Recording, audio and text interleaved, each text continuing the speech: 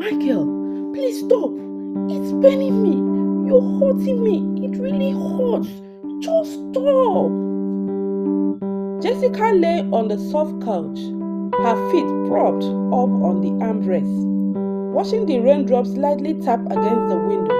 The air inside the house felt warm, but there was a strange quietness that made her feel a little lonely. Her mother sat at the polished kitchen table, completely immersed in her work on the laptop before her. The soft glow of the screen illuminated her face, highlighting her furrowed brow as she concentrated on the task at hand. Occasionally, she would pause to type with deliberate precision, each keystroke a testament to her dedication. The room was filled with the quiet hum of the laptop and the faint rustling of papers scattered around her, remnants of busy workday.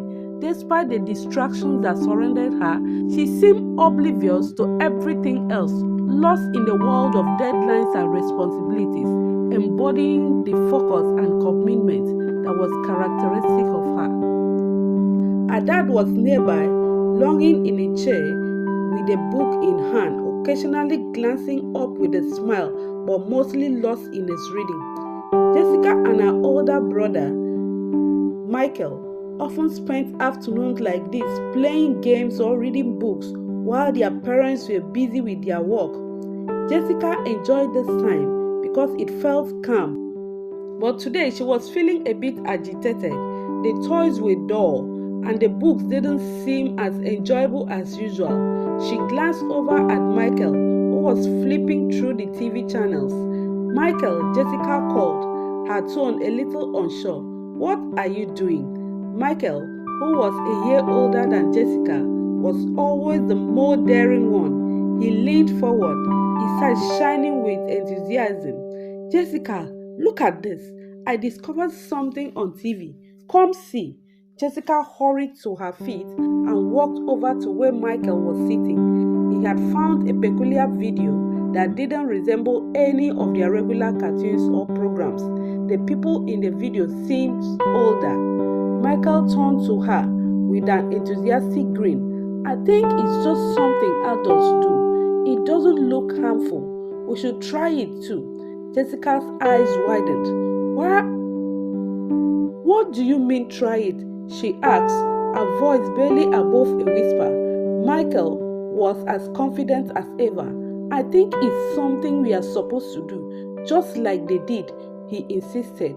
Jessica felt a knot tightened in her stomach. She didn't know what to say. She wanted to trust Michael, but something inside her warned that it wasn't a smart idea. Still, she didn't want to seem afraid. Maybe it would be all right after all.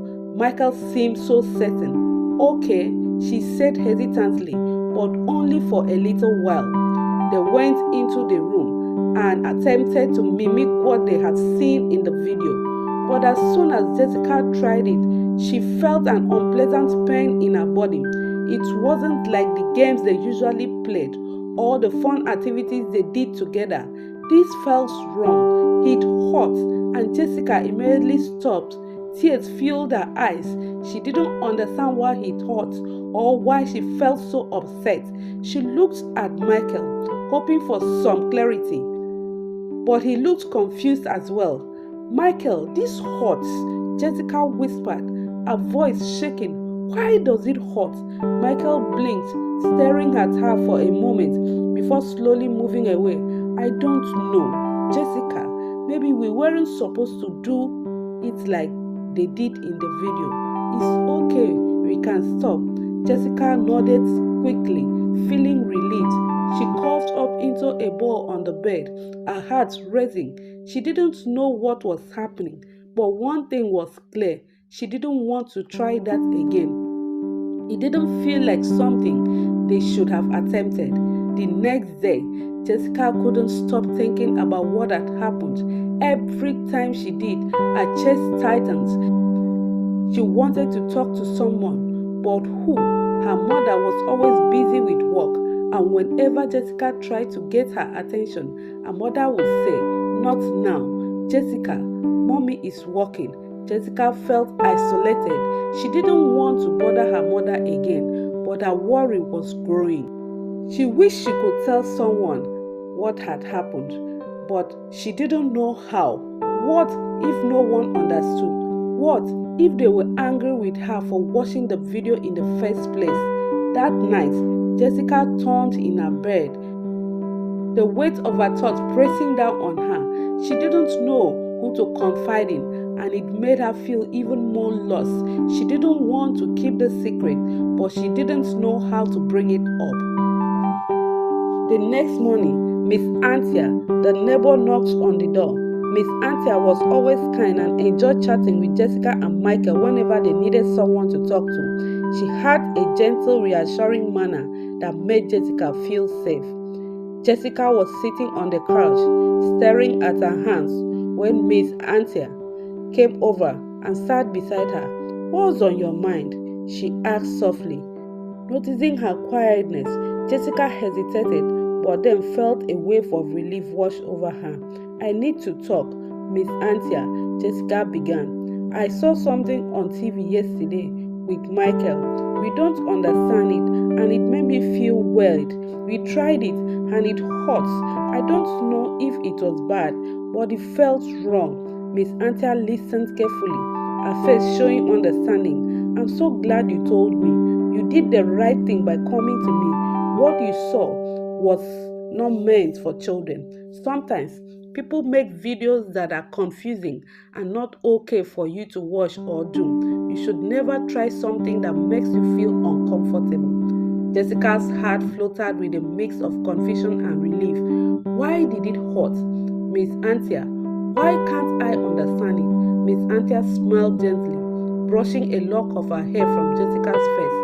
"Sweetheart, it's perfectly normal to be curious, but your body is still growing, and there are certain things that adults do that you are not ready for.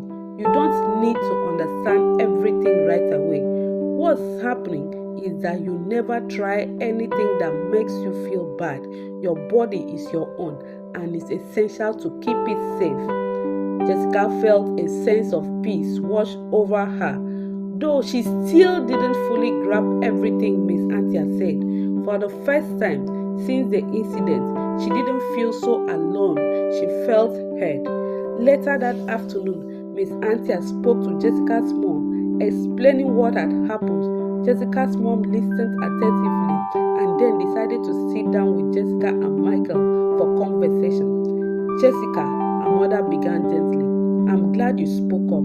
Sweetheart, it's very important that we talk about things that confuse or upset us. What you saw was meant for adults, and I'm sorry you had to see it, but I'm so proud of you for coming to me." Jessica nodded, relieved that her mother wasn't angry. "I didn't like it more. It hurts." Her mother hugged her tightly. "I'm so sorry, darling. You're right. There are things that are just for grown-ups, and you're not ready for them. You should never do anything that feels wrong to you, and it's always okay to ask questions. You can come to me with anything, anytime." Michael, who had been quiet through all this, spoke up. "I'm really sorry, Jessica. I didn't think it would hurt you. I thought we were just playing." Jessica smiled softly. "It's okay, Michael. I think we both learned something." As time went on, Jessica's mother decided to take a break from work, realizing that her children were growing up and needed to learn more about sex. Thank you for watching. Kindly like, share, and subscribe to my YouTube